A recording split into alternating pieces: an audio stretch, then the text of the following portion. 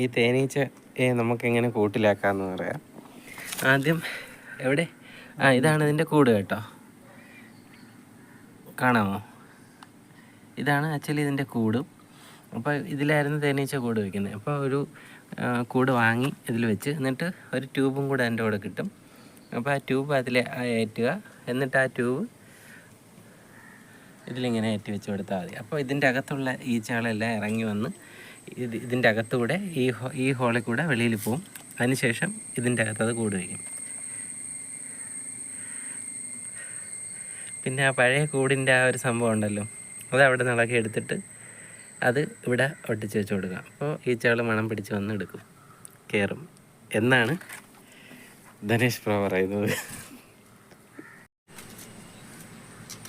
ഇനി ഇത് ഇതുവഴി അകത്ത് കയറും.